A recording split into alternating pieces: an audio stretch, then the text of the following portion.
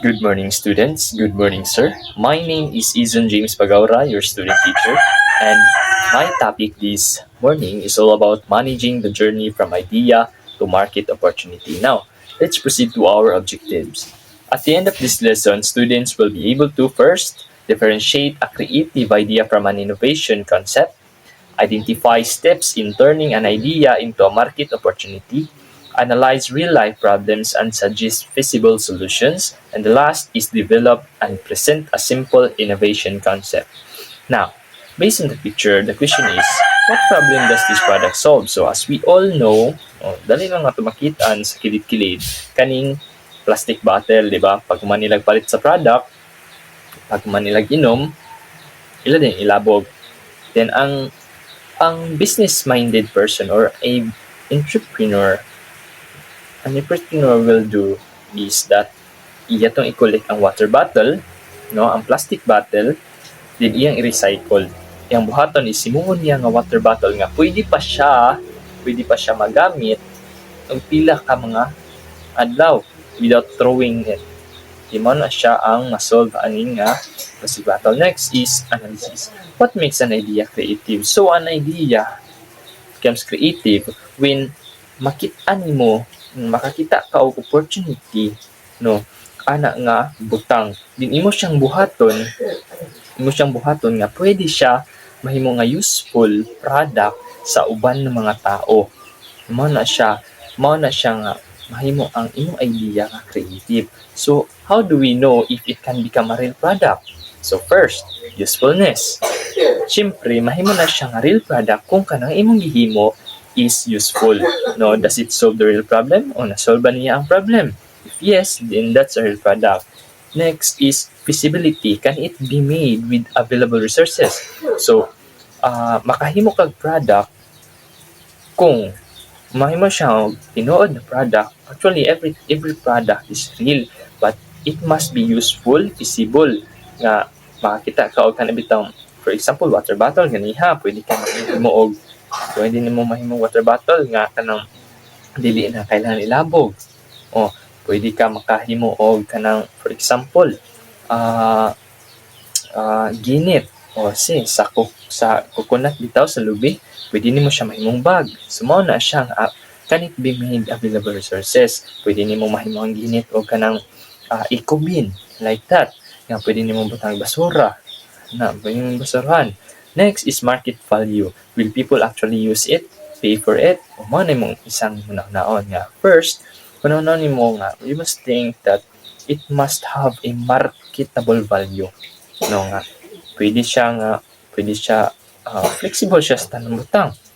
It is useful, no nga hunahuna ang mga tao nga kani mapalit ko ani kay it is very useful and it is a friendly o eco-friendly product. Ano siya nga it became a real product when your product is made with usefulness, feasibility, and has a market value.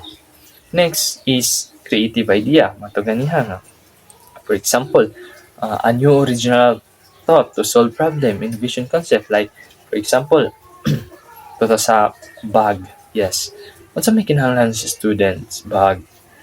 Ang entrepreneur or a creative person will create a bag para sa student. But a developed and tested idea shaped into a product service used for market use. Pero unsa man nga bag ang kailangan sa estudyante, especially sa college, di ba, is kanang gaan, lightweight bag. No? Kung instead nga imong himuon is bugat katong pack bag, maghimo na lang kay sling bag, maoy makahimo nga kanang bitaw kanang magaan-gana ng estudyante. No, testingan tanan. So, sa nga na maagi, the student will then conclude that a lightweight bag is a very useful product than the heavy-weighted bag. Mao na siya. Next is tips from idea to market opportunity. First, pagdingan ganiha, identify a problem. Kung makabalo ka unsay problema, then you proceed to generate ideas. Kung generate, for example, kaning school is kulang siya sa basurahan. Generate ka ideas.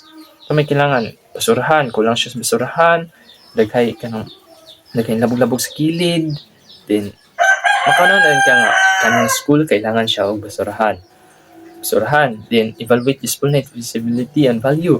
So ang basurahan, it is useful, it is visible, and it is valuable. Then after that, develop concept, then test and improve. Ibutang nimo sa kilid-kilid ng basurahan.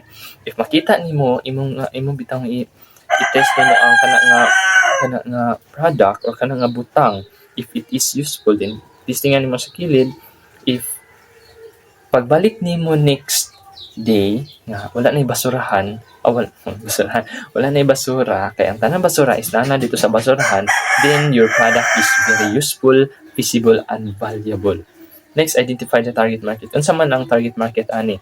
Target market nimo is ang students, unsa pa man, na mga factories, different houses, unsa pa man, mga boarding house, muna siya ang mga target market nimo. Next is group activity. Now, let's proceed to our group activity. Choose a school problem, create one innovation concept, and answer who will use it, how does it work, and why is it better. Then, after that, you will choose a presenter that will present all your ideas in front. I will give only about 10 minutes. Then, generation. Now, students, creative idea becomes valuable when develop into innovation concept that solve real problems and serve real market needs. So always remember that creative idea becomes valuable. You may think of everything, but the most valuable product comes from a very useful thought. Like, unsay maayong mga hunaan ug unsay pinaka-importante nga pwede magamit ana nga lugar, then that will be a very creative idea nga pwede nimo ma-share sa uban. So, siya. And for the assignment, think of a personal made product. Mo nga, so may pwede nimo, for example, bottle, for example, bato. So, pwede nimo sa bato.